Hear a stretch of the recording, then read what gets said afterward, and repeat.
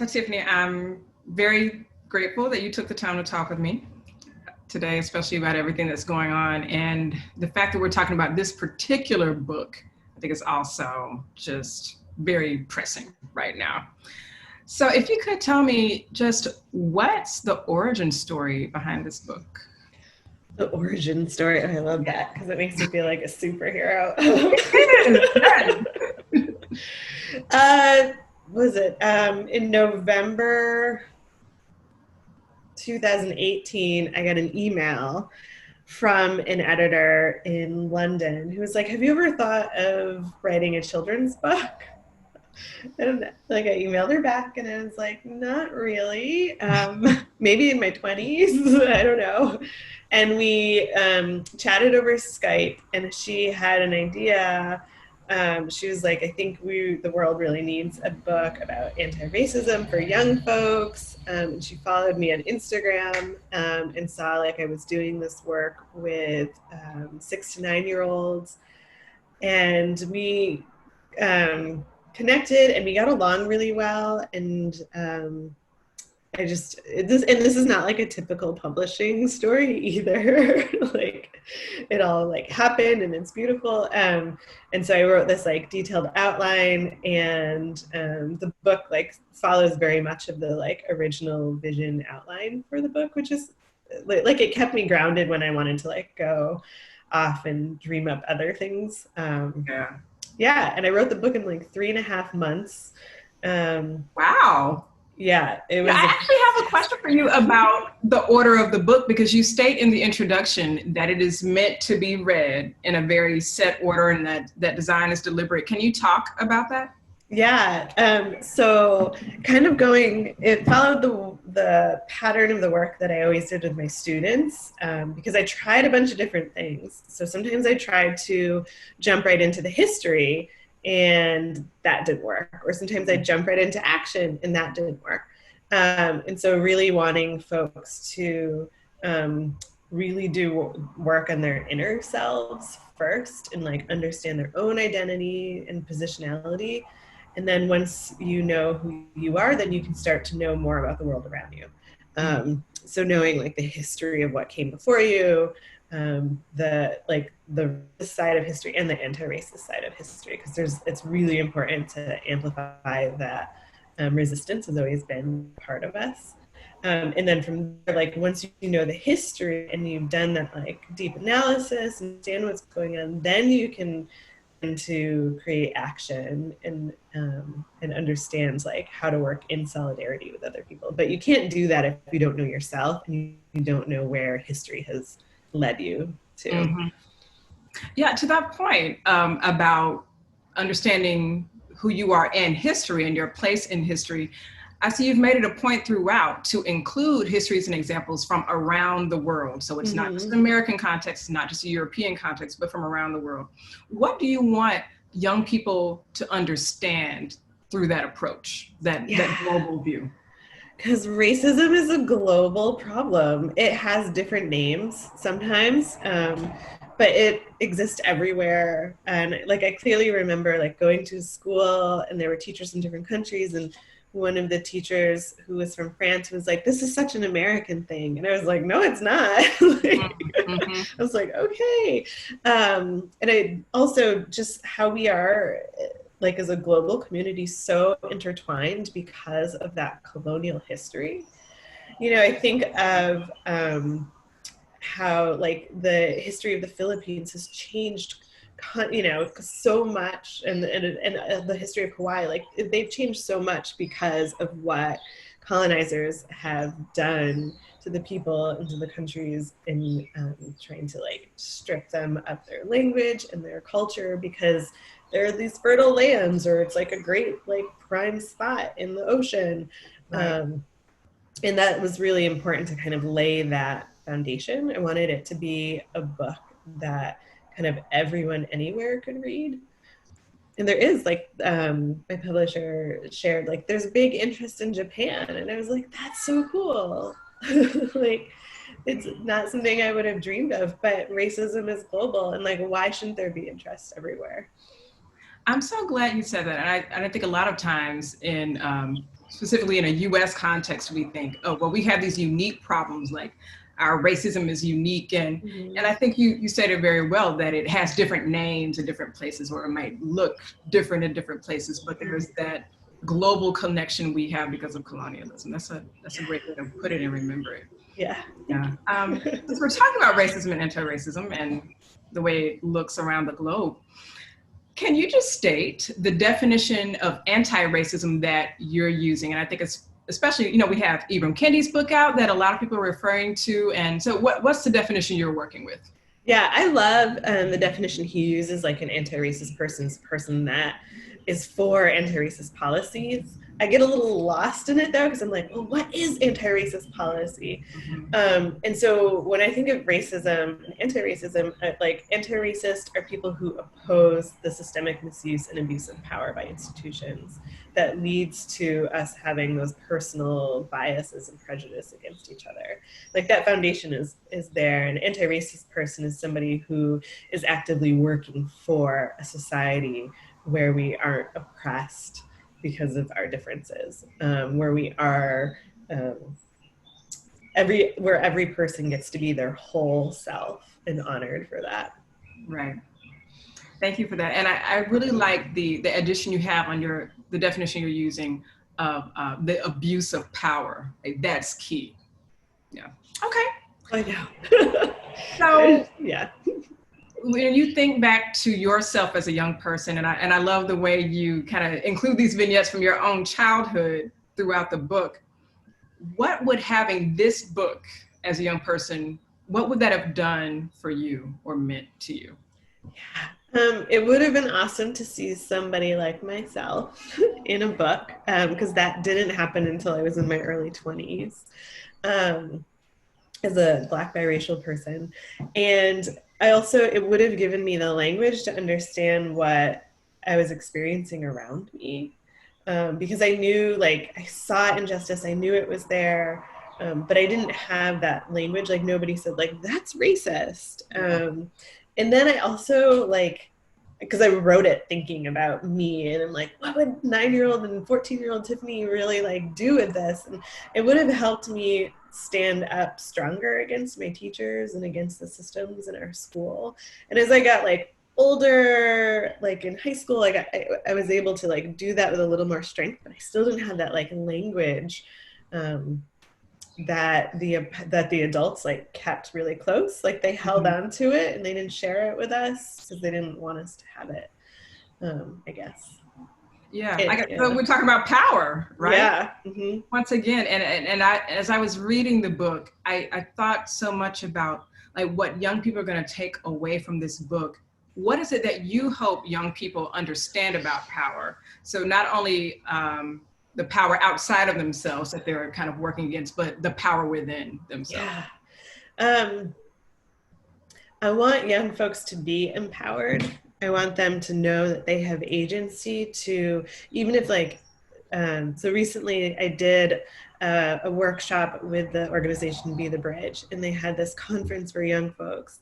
And one of the young white kids in the group, he was like, my parents, they're nice people, but they don't understand why I need to talk about racism. And he was kind of like, I don't know what to do. And what I want is for young folks to know that, like, even if your family's not ready for you to take this journey on, like, you can do it. You can absolutely like have a different viewpoint of your family. You can be the one that shifts your family's like thinking and the actions that you do. But I don't, like, young folks don't have to wait for the adults, because the adults will always talk themselves out of something that's uncomfortable. And like I see young folks, like they're able to like dream bigger. They're able to really just kind of like go with change or create change. And so really just like, I want them to know that they can do this. Like they have that power, and there's also like strength and power. So if they can like get together and organize, and find adults who are like-minded too, but not to wait for us, because we're just going to slow it down for them ultimately. And I think that really speaks to the fact that we've seen young people throughout history, and today they're not waiting for adults to fix the problems they see. They're tapping into their own power. So that's such a Yeah. great tie into that. Yeah.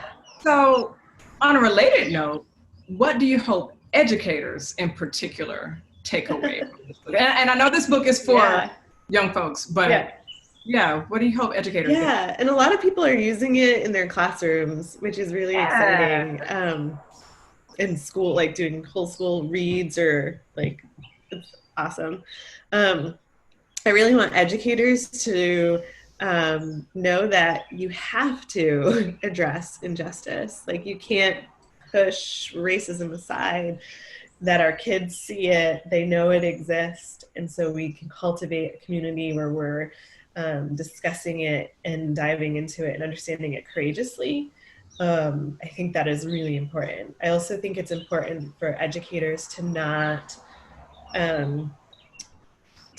feel like they are the ones that have to give all the information. It's okay for us as adults to not know, and to really like pause and listen to students. We really need to, like, as teachers and educators, we need to let go of our egos, and really like work collaboratively with our students, which doesn't happen a lot. And I hope, like, with this book, like, they'll be doing that work together.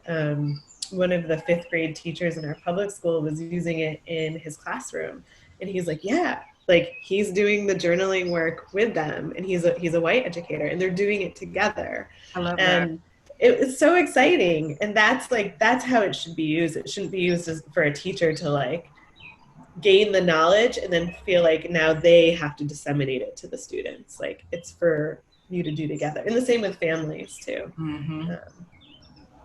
Yeah.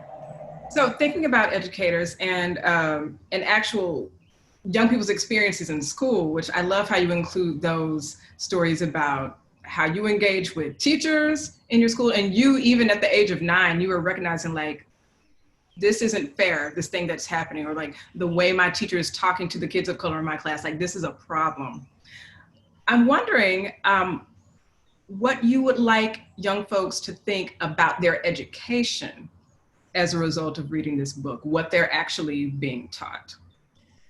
Yeah. And I think too of like, I was talking to my husband about this, like, there's so much that we're undoing and unlearning. And so for young folks reading this book, like they have the chance, there's the opportunity to not have to like be consumed by this whitewashed history that's just totally one-sided, but to really like lean into and breathe the stories of life, of everybody else. We as a family just finished reading the book Tristan Strong Punches a Hole in the Sky. Oh yeah. By Kwame I haven't read it, but I've Nkrumah. heard really good things about it. So good. But I've been thinking a lot about how that story relates to whose stories get told. It's all about a storyteller, a kid who has the gift of telling stories. And this is like, I'm spoiling it, and I'm really sorry, but a big part of that story, I know, like the part that like really struck me is towards the end, where Tristan Strong agrees to tell the story of like everybody's story. He's not just gonna like tell it one-sided. He's like, I need to tell this part too. And that's what our students need. They need those stories. You know, I'd never learned anything about Malcolm X other than like, we shouldn't talk about him until I read his words on my own. And I like never learned about the Black Panther Party. And like they did, like we got free breakfast because of them. Like, you know, like there's so much that's hidden. I didn't learn about the MOVE bombing until decades later, when I was living in that neighborhood in West Philadelphia. And that was only because one of the people I was living with was a librarian going through the archives. And we were like, he was like, hey, there's this documentary, let's watch it. And there are like those things, like our kids can handle them, and they need to know them, and they need to know how we stood up. And we don't hear that. Like nobody tells how the Black Panther Party worked with the 504. They worked in solidarity with with Alcatraz. Like nobody tells us, and you're like, why not? Because the people who control the stories don't want us to know those parts. And so, you know, students knowing just those little bits from the book, like hopefully it like sparks their curiosity, and they're like, I need to know more. And like what we're learning in our American history class, like is totally one-sided, or and just to be able to speak up about that and get their parents, because parents have a lot of power in schools, families and parents, to speak up.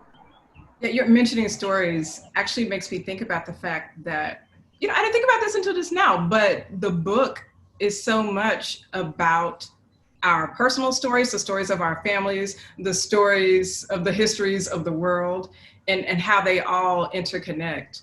And like the power of story, of telling true stories, is life-changing. Yeah. Okay, Tiffany, I see you. I see you. It's one of my favorite things to do with students is to like do that storytelling with them, but also entice them to write their own stories. So fun. Yeah. I love that part. And to learn more stories that they haven't heard. And to know how to like listen to a story and consume it and like be curious about it. And to listen like, oh, that doesn't sound right. Like, why is that character always like being portrayed? Why are the Black characters being portrayed this way? Or why are the Latinx characters, why are they such stereotypes? But even like that, like knowing, being exposed to all the stories allows us to be much more critically conscious too. Ask those questions.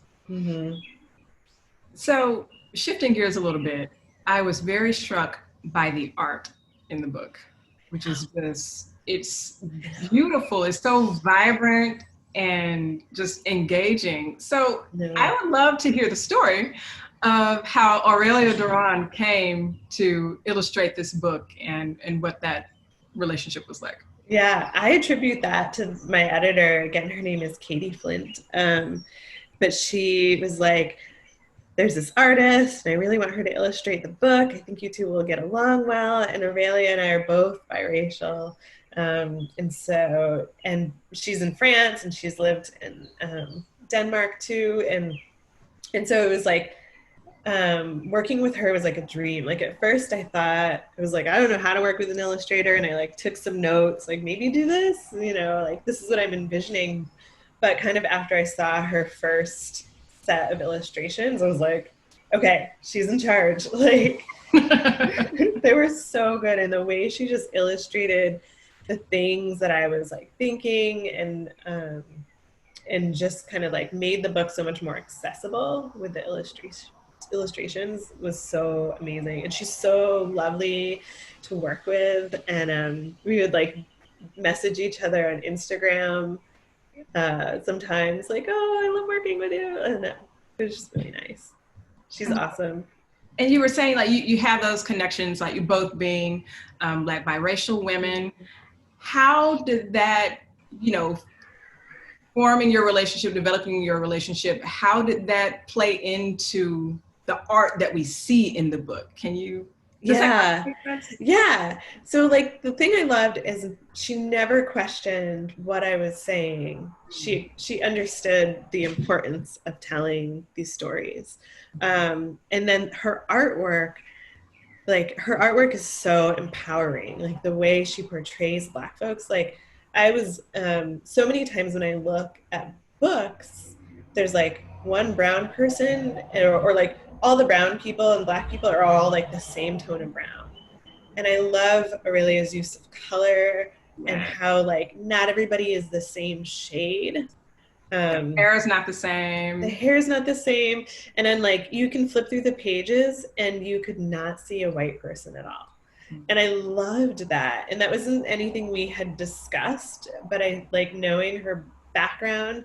I think that just like really kind of led forward to that too. It was like a dream. Yeah. So you mentioned a while ago that the book has kind of blown up in Japan. And you know, as we were talking about, you know, the global nature of it all, yeah. I'm wondering, have you had the opportunity to hear from young people about their experience with the book? And if so, what are some of the things you've heard?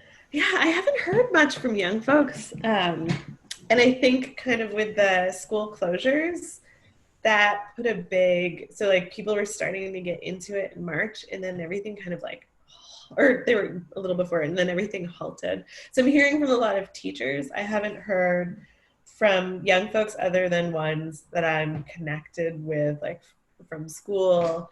One of the highlights was like the day it was published. So we had a little like thing at school, and like seeing one of my former students just sit down in the middle of this like gathering and just read it like all the way through. But the folks like that I did the work with Be the Bridge, they're like, from what I'm seeing, is it's a book that is like super accessible to them, and they're like engaged and they want to pick it up.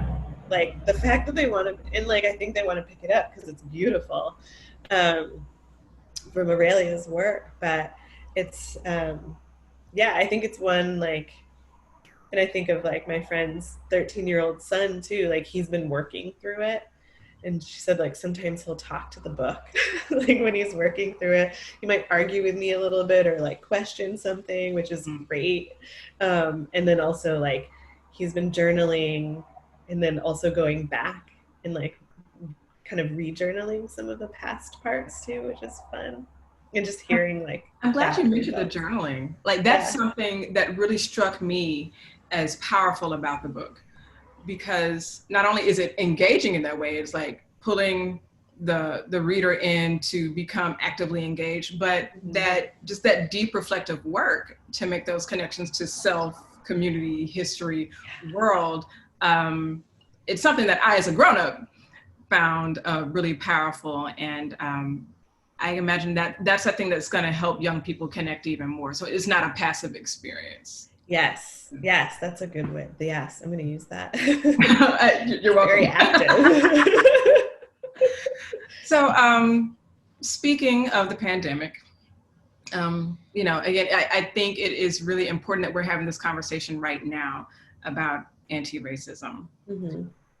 Is there a particular message that you would like to send to young people, and perhaps to educators, about their power to engage in anti-racism right now with the current state of the world? Yeah, and there's so much happening, right? Like every day. And this week, of course, yeah, we have the shootings in Minnesota and all of that. Yeah. It's rough. Yeah. Yeah. And I hate the word rioting. Like it's a revolution, you know, like yeah. So for young people, like I want, and for everyone reading the book during this time, like I think now, because we are like quarantined, we're in our homes, and we're in like for the most part, we're able to do things that bring us comfort. Not everybody is. Right. Some of us are, and folks who are able to like spend time with the book, like do the work on your inner self right now, because when we start emerging into community, like community is going to need community. Like we have to take care of each other, and we can't do that if we haven't done the work ourselves. Then we just turn into like a savior, like, oh, I'm gonna like, you know, go volunteer at the food shelter once a month. And you're like, what is that? Like, why are you doing, like, analyze those things. Why are you doing it? Why do we need a food shelter? What can we do? Who do we advocate for so that everybody has what they need in our community? So like really now we have the time to spend on ourselves. Read Me and White Supremacy, Layla Saad, read Stamped, Jason Reynolds, Ibram Kendi, like spend some time. And then also like there's these amazing opportunities that we didn't have before where people get to connect. Like there's all these like Zoom chats and meetings and gatherings that we've never had before, opportunities to learn from people who were always kind of inaccessible because you don't travel or you can afford to go see them. And so spend a little time learning from people who are out of your comfort zone. Mm-hmm. You know, if you're a white educator, listen to Black women, listen to Indigenous women. If you are if you're cisgender, like spend some time listening to trans folks. Like really like go out of yourself and your comfort. Like we always tend to like want to listen to or I think like many folks do, want to listen to like, oh, you know, I have a book by this person on my shelf, so I'm gonna like keep learning from them. Right. But you've learned from them, and it's time to like expand yourself a little bit, to go a little beyond, and also like challenge other people. If there's somebody in the group who's saying something sexist or racist or homophobic, like challenge them. And like this kind of like weird online community so many of us spend time in it's great practice Yeah. for us to do this challenging work, because when we get out into public, like then we're like with people and it feels different. But if you've practiced it, you're like, oh, I can call that person out on their racism, no problem. That's a And great within point your about family. practice. Oh yes, especially in your family, the people Yeah. you like maybe at home with. Yeah. Yeah. Practice is another important thing that you place in the book, right? Like practicing, like what would I do if I witnessed, you know, someone being unfairly treated by a police officer? Or, you know, what would I do? Yeah. So yeah, that can be really enforced during this period. Yeah. Mm-hmm. Yeah. And unfortunately, like this is coming up all the time. Right. Yeah. Yeah. And the thing that I've been doing with my own children who are 8 and 4 is really um, the ages that many people deem are too young, and they're not, but Mm-hmm. really teaching them how to witness. Like, like what do you notice? How many cops are there? How many cars? Did they all have a different car? Where are they going? Why? Like, there's one around the back. There are two at the door. There's one standing there. What do you hear? And really like asking them to like notice those things, because my children are white presenting. They walk through the world through their white bodies, and like they're going to be believed over many other people. So really getting them to practice that, and then to talk about what they see, and to question when they like, you know, see cops across the street. They're like, why are they there? What do they need to be there for? I think is one of the like things that we've been doing in our home, with the kids, like reading books too, and like questioning authors and looking at who wrote this book. Is this the right person to be telling this story right now? Right. um, and sometimes, yes, like they're like, we love Christine Platt, who's Afro minimalist on social media. Like we love her books, and so they're like always looking in the back of the book to see like, is this one of her books? Because we want to read this. But there are like so many things as parents we can do, and teachers and educators can be encouraging and talking with their students and families about this too. Like practice witnessing, practice talking, practice asking questions. I love that you use the term witnessing, because that really, that's critical engagement. That's asking those questions you're talking about. Yeah. Not taking things at face value and really noticing what's not on the surface. Mm-hmm. Yeah. Thank you for that. You're welcome. Well, speaking of timing, you know, it's been a really hard week for us, but it's also 2020, huge election year. Mm-hmm. So, yeah. So even if they're not old enough to vote yet, we were just talking about being old enough or young enough, even if they're not old enough to vote yet, what do you want young people to understand about the power of their voices, yes, when it comes to elections and other decisions that affect their lives? Yeah. And this is like the thing that I hear most from young folks, like 13, 14, 15-year-olds are like, I can't vote. And so some of the things we talk about is really kind of like breaking down what those like systemic misuse and abuse of powers are within our institutions, and being very vocal about them, especially like in the realm of education, which is like the institutions that so many of our young folks are entrenched in, to really use their voices to speak up against it, and to really talk with the adults in their lives. Like, you are not voting for yourself, you are voting for me. This is what I need, I think is really important. And then a lot of the young folks that I've talked to, they're like, I want to go out and like stump. I want to go out and like campaign. They're really excited and like want to do that work too. And so like, I really want politicians, to like open up those spaces, because we have the energy of young folks, like we can do so much more. Right. And we need to be working with them, because they're the folks who we're like making all of these changes and policies and things for. Um, so it's so important, and it doesn't happen enough. The other thing I always like remind young folks, I'm like, you have to be 35 to be president, but there's not like a cap on age to be the mayor. Pointing out some of the younger mayors. Yes. We had like Holyoke, Massachusetts, which is just right near where we are, had a really young mayor. Ithaca, New York had a young biracial mayor. Like super exciting. I'm like, you can affect change. Senate, Congress, like there's so much in the world of like politics and elections, school board, library board. Yeah, those local positions right there in yeah, the community. school council, like those don't have an age cap. And there's no reason why they couldn't run. Yes, yes, yes. I love that you mentioned that about the, the age caps that we don't have on some of these other positions, and people have to use their voices. Yeah, yeah. And I love, like, I remember, it was kind of like when the same year the mayor in Holyoke was elected was the same year Ithaca. So all these like young folks were like coming up. Yeah. And we were like, as an adult, I was so excited. I was like, they've got energy. They're connected to the community, because sometimes as an adult, we leave our community and then we're like left it for years, or we sit in our comfortable homes. But like young folks they're not able to do that. So that was really exciting. Now I'm just like, of course they can. Right. Yes. Yeah. That's an excellent point. I moved away from home, and I don't know that I'm ever going to move back, but yet young people are steeped in their communities right now in ways that adults may not be. Yeah. Well, is there anything else that you'd like to share about this book, or about young people's anti-racism, that we haven't gotten into yet and you really want to make sure comes?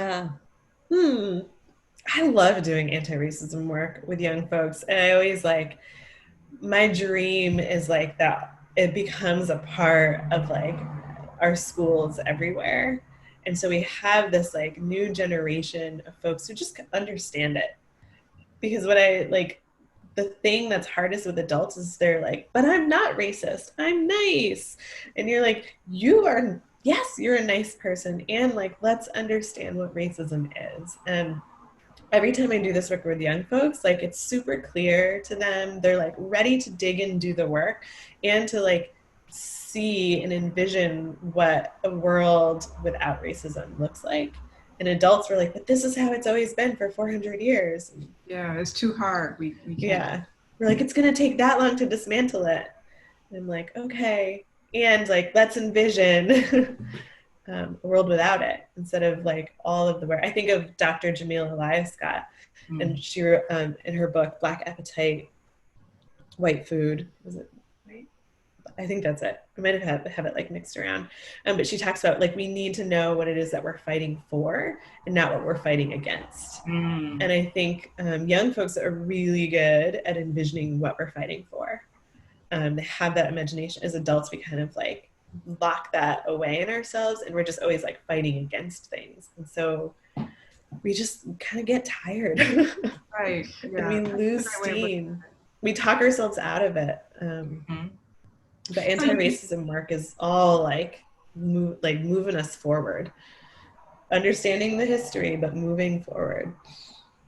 You were saying you would love to see anti-racism work like just regularly happening in schools. And so for these adults who have talked themselves out of it, or say it's too hard, we've got all these centuries against us, where do you think they can start to like that, those first steps?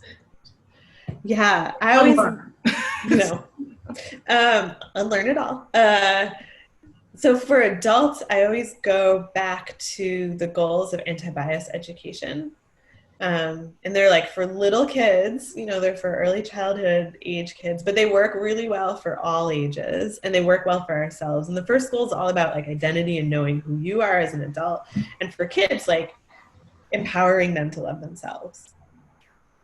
I mean, how can we argue with like having a school and students and ourselves, like how can we argue with like loving yourself? Yeah. Like, Yeah. so that's where I always like, that's where we start, is to really like learn how to love ourselves again as adults. And then for young folks, like keep, I don't want to say like boosting them up, but like amplify and empower them and like help them grow to keep loving themselves, because it stops really like once you get to school, it's kind of like when you stop loving yourself.